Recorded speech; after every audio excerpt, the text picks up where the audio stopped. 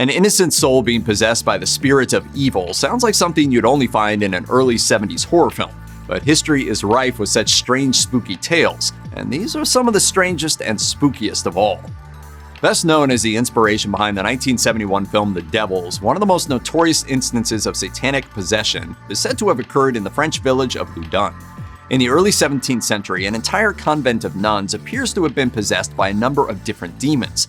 These nuns appeared during a series of trials that accused the parish priest, Urbain Grandier, of having made a pact with Satan. You've probably worked out that the priest had not, in fact, signed away the nuns' souls, despite how convincing their so-called evidence might have looked. The more likely story is that Grandier had been doing some not very priestly things with the daughters of some powerful men and quickly found himself in a lot of trouble. In a series of public trials and exorcisms, the nuns barked, screamed, convulsed, and spoke in a devilish language. These sights led to a public hysteria that ultimately ended in Grandier being burned at the stake.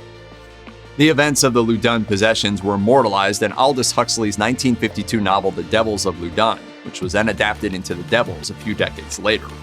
You might have heard of Bobby Jindal. He was the governor of Louisiana from 2008 to 2016.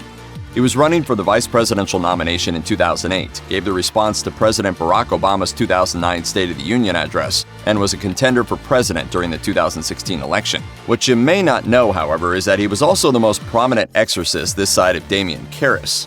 The power of Christ compels you! The power of Christ compels you! No, really. While he was in college, Jindal apparently performed an exorcism on an intimate but non-romantic friend named Susan. And while this may sound like flimsy slander concocted by some unscrupulous politician to discredit their rival, the fact is that Jindal started this story himself. He wrote all about it in a 1994 article from the New Oxford Review called Physical Dimensions of Spiritual Warfare. Noticing that Susan was acting strange, Jindal decided to perform an exorcism together with members of a school group called Campus Crusade for Christ, the members of which reportedly restrained the woman despite her attempts to escape. They rubbed crucifixes and Bibles in her face, only growing more alarmed when, for some reason, she kept swearing at them. Sadly, there appears to be no clear answer as to the cause of the sullen mood and the smell of sulfur that allegedly led Jindal and company to suspect Susan of devilry. And again, maybe, just maybe, it was the fact that she was undergoing treatment for skin cancer at the time, and Bobby and friends thought a little bit of holy water would sort the problem out. How many exorcisms is too many exorcisms? Well, if you go off the movies, then 3 over the course of 20 years sounds about right. Maybe you've got to do 2 at once every now and then, but surely that's plenty. Well, don't tell Hermes Cifuentes.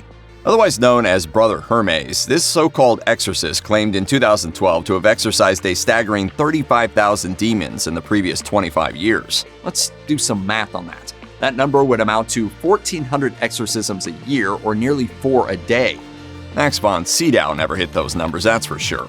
Brother Hermes lives in La Cumbre in the West Andes of Colombia, which presumably looks like that one scene in Ghostbusters all day, every day.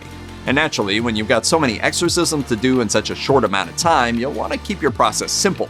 A little sprinkle of holy water, a little yelling, and then on to the next one, right? Wrong.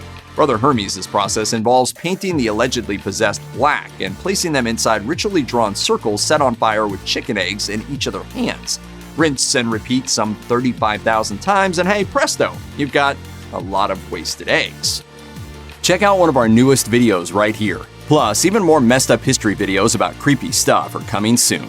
Subscribe to our YouTube channel and hit the bell so you don't miss a single one.